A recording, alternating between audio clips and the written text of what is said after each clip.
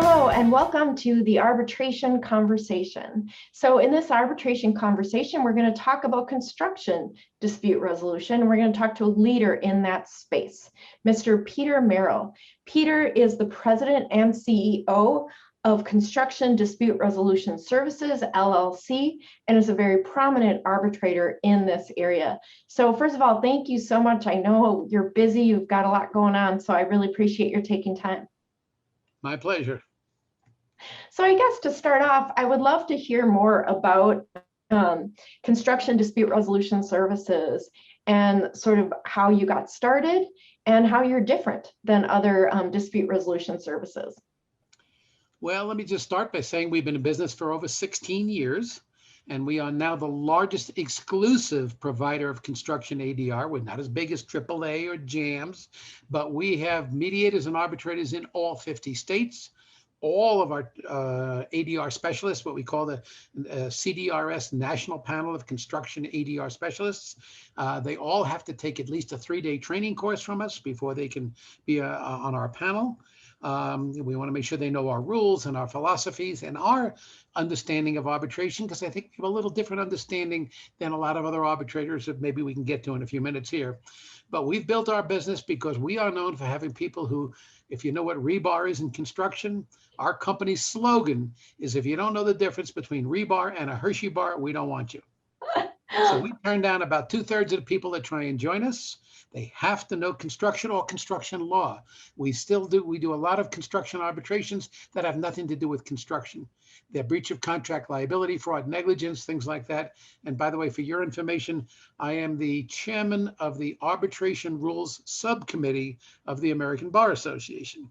So I'm very involved in arbitration. I've written many articles for them over the years and been guest speaker and so on. But anyway, we've grown because we have a reputation for having people who understand construction, which is so critical in a construction dispute, to have somebody who knows what they're talking about.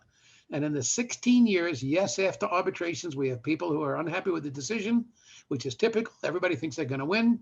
But in 16 years, we have never had one time where we've had a complaint that our arbitrator shouldn't have been the arbitrator because they didn't understand the claims or the issues, which I hear many times from other arbitration providers who have, and I know it's nothing against attorneys, but an attorney arbitrator who doesn't know about construction and issues decisions that are really off the board. Okay, not right. No, I get it. I don't know if you know, I practice construction law at two different large law firms. Yeah. So I'm a construction law girl. Yeah. So we take construction knowledgeable people and construction law knowledgeable attorneys. And sometimes we even have bifurcated cases, which I can talk to you about later when we get into a non-binding arbitration or whatever, if we get into that. But sometimes we have an attorney who will handle the legal aspect of the arbitration, and we bifurcate it and then have the construction specialist handle the construction defects and things along that line. And together we end up with one award because the one arbitrator isn't capable of handling both, shall we say. So sometimes we've recommended bifurcating and having 2 separate arbitration processes to make sure you have the right experienced person handling the arbitration. And one other thing that we're very well known for, we enforce contracts as they're written, even if they're contrary to law. We have legal opinion from our attorneys telling us that we're not judges, we don't take an oath. We don't have an oath to uphold the laws of the state or the jurisdiction. We're contractors. And we're hired to enforce the agreement between the parties. That's what we do. If there's something that's contrary to law, unless it's a legal issue that we're bringing up as part of the arbitration, we enforce it. And we're known for that. And the other big difference is, I think we are the only national provider I know of who doesn't let, in most of the cases, the parties do not have any say as to who the arbitrator is. We appoint the arbitrator. That's interesting. That is definitely different. Yeah. All the national home warranty companies, I don't know if you know, 210, residential warranty, professional warranty services, American e-warranty. We do arbitrations for all of them, okay? And the rules, if you read our home warranty rules or our home inspection, we do a number of, for the home inspectors, where they do a home inspection, they have a dispute resolution clause saying any dispute will be handled through binding arbitration. We handle those, okay? And if you read the rules, look at the home inspection rules and the home warranty rules. It says the parties nor their attorneys or their representatives shall be involved in any manner in the selection or appointment of the arbitrator, period. That's it. And if you've elected to go to arbitration through CDRS, you got to use our rules. That's one of our rules. So we appoint every arbitrator.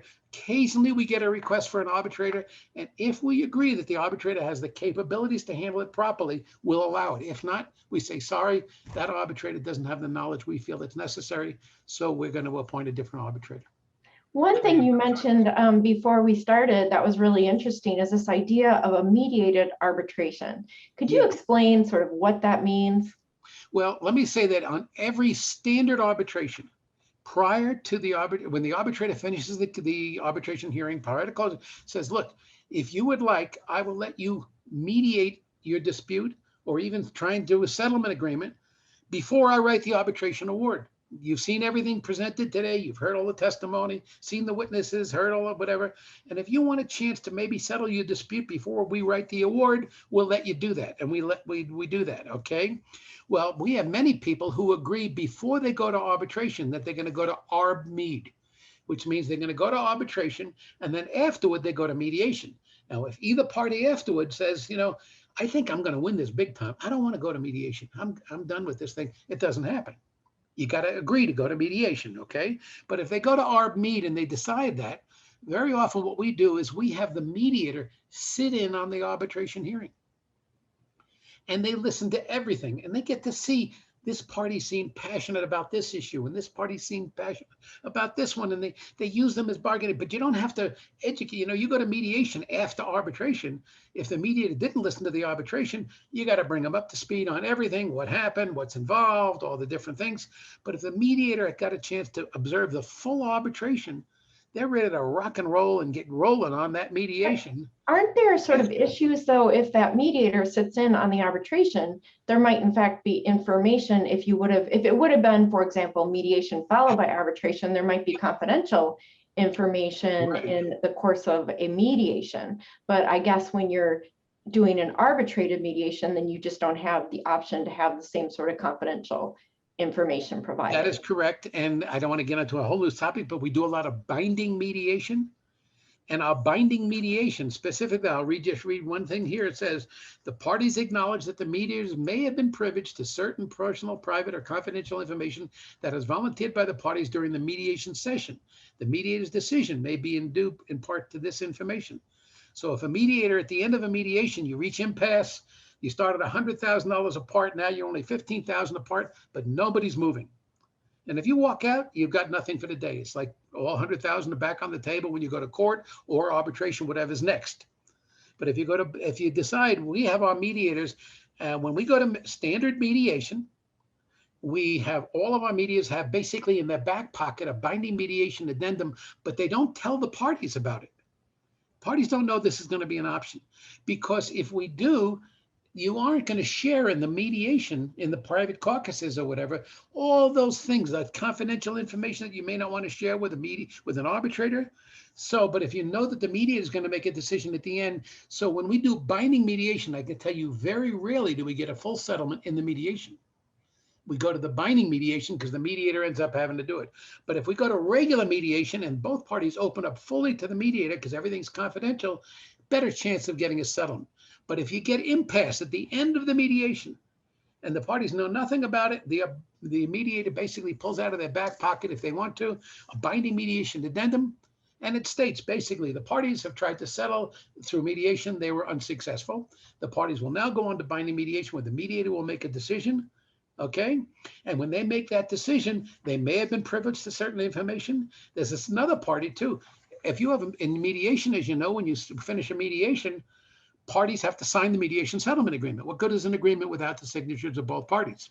The binding mediation addendum states, and I'll just read part of it, it says, if any or both of the parties fail to sign the binding mediation settlement agreement, the terms of that settlement agreement shall be binding upon the parties as a result of signing this binding mediation addendum. It's almost like going to arbitration and your audio just disappeared. Well, I'm sure, though, you do give, though, full consent to each side before they're forced into any kind of a binding mediation. Absolutely. Oh, what we do is we basically leave this addendum with them and say, look, you know, you've worked with me for 3 or 4 hours, okay? And you know that I know what I'm talking about, whatever. If you want to go to court now, all 100,000 will be back on the table. And we can even do bounded or high-low Mhm, binding mhm. mediation, where you're 15,000 apart. I'm going to let you decide. If both parties agree, I'll come back and I can make a decision for you and I'll write up a settlement agreement. But if either party doesn't want to, fine, you're on to litigation or arbitration, whatever's next, and we're done. But I'm offering my services to see if we can put this to bed, get it done. I'm not going to just split the baby down the middle and say $7,500 to each party because it's half of it. Whoever I feel more right or wrong, I will favor them or disfavor them. And I'm going to walk out of the room. When I come back in, you'll either say, let's do it or don't do it, one or the other. And that's at the end of every standard mediation. Our mediators have this, but a mediator isn't compelled to do it. They can finish a mediation and say, you know what, I don't even want to get involved in making a decision here. And one of the important thing I got to mention, the last sentence of the binding mediation addendum says, the parties understand that the mediator and CDRS will be granted the same legal immunity as granted in arbitrator. We don't want our people making decisions that could be subject to courts or whatever. So we grant our mediator the same immunity that you have an arbitrator, or a judicial immunity for judges, arbitral immunity for arbitrators. That's part of binding mediation. So I'm sorry, I kind of digressed a little bit from your contract there. But anyway, so we're just known throughout the country as having people who understand construction, issue awards that have meaning, that don't come from which party made the most compelling or convincing presentation to the judge, hypothetically, which is what court does. Judges admit it. If they don't know anything about construction, they'll make the best decision they can based on the presentation of the parties. But if you have an arbitrator who understands construction, I don't care how sharp an attorney is, if they're wrong, they're not going to convince the arbitrator because they know what's right in construction. Well, it's definitely interesting and interesting stuff. So interesting to learn about these different types of processes that you're using and what your company is doing. Thank you for taking time with us today. Okay, it was my pleasure. Okay, I got off the other topic you were talking about, the mediated arbitration. But it's a very successful thing to do. If you have a mediator sit in on an arbitration, they might be able to help you get a resolution to the dispute before the arbitrator gets the opportunity or has to sit down. And if you settle 8 out of 15 items on the arbitration, then the arbitrator only has to write a decision for the remaining unsettled issues. And by the way, we take the mediation settlement items and we very often memorialize them as part of the arbitration award.